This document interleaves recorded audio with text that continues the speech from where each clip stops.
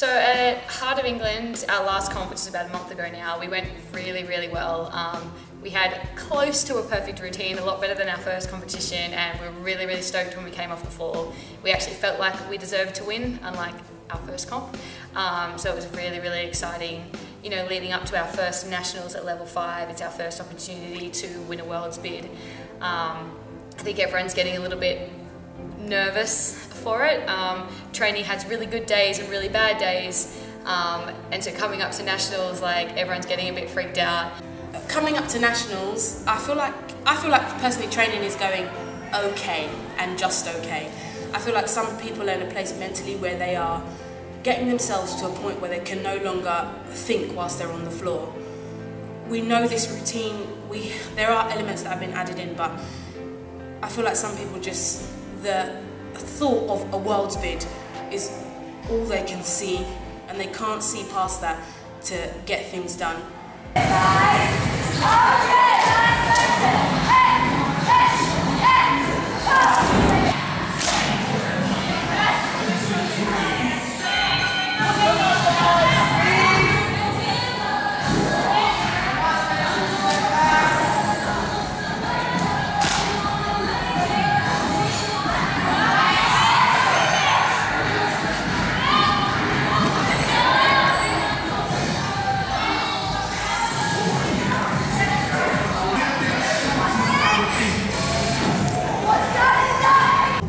My least favourite thing about coaching is trying to force passion into the teams that we work with. Like, it really is my least favourite thing. I really feel like for a team like you especially, you have so much talent and so much riding on this competition, that the last thing we should be coaching you on is how to, like, bring some passion into the performance. Like, I just don't get it. All you lot ever talk about is worlds and who will make the world team and worlds this and worlds that. You perform like that, you're not getting a world's bid, so you're not going. It's that simple. If all of you love cheer as much as I believe by your Instagram and Facebook accounts, then bring that love into the gym. Because there's nothing I hate worse than coaching a load of people who look like they don't want to be here. 3, 5, 7, 1, 3, 5, 7, 5, 7, 1, 3, 5, 7, 1. When we went to Heart of England, it got taken out because we just couldn't hit it and warm up, and it was just one of those things, soul destroying. It was just so frustrating. So we just had to do a straight up lib, no express up, no TikTok. All those skills we've been working on just gone. I think in our stud group we had this frustrating thing where we just can't seem to hit in a run for some reason. It's not because we're tired. It's not.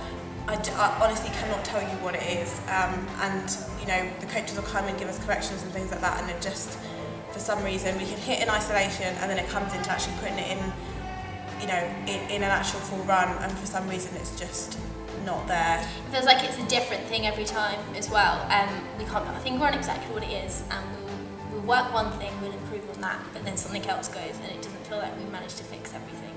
It's just ridiculous because we won't hit in a run, and then straight after the run we'll do it in isolation, and it hits perfectly.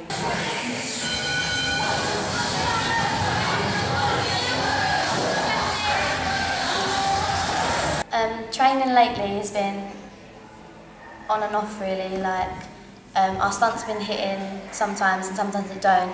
Like sometimes it's me, sometimes when I get given a correction to do, I like pick up on it and like try my hardest to like change what I'm doing wrong, and then when we still fall, we're all confused, like we don't know why it's fell, when we all like took on board what we need to improve on.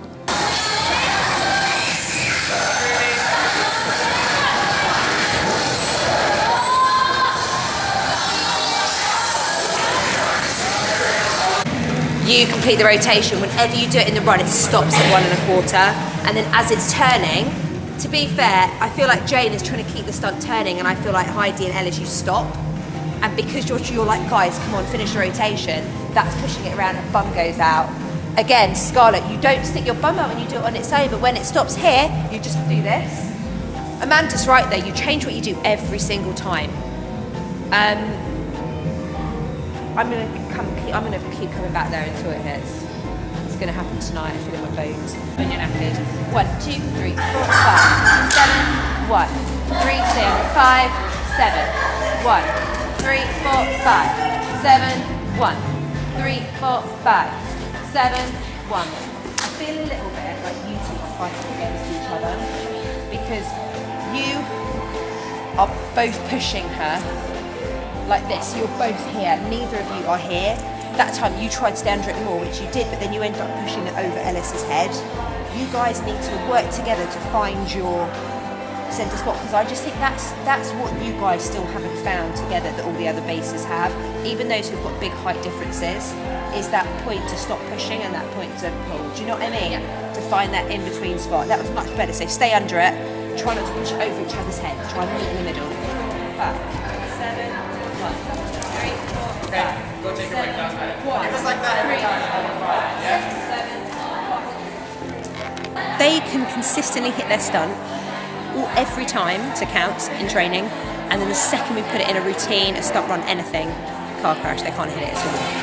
And it's like becomes some enormous issue, like they just cannot hit it in a run, which means they cannot hit it at comp, which means we either have to take it out, we have to sort it out. So right now we're trying to sort it out.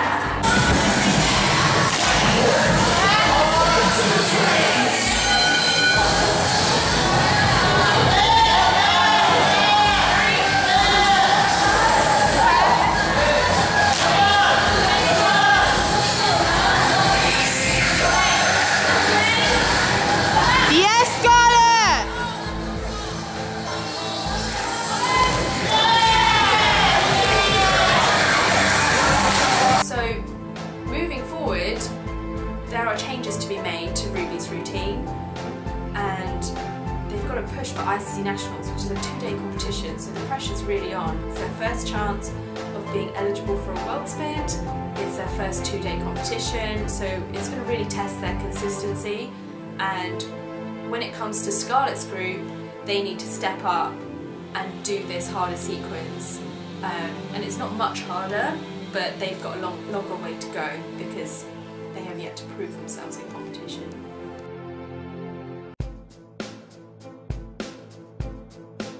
I literally just saw somebody just give up. Alex, I swear to God, if that Austin doesn't hit and you give up on a ball up stretch, this whole team, I watched your face,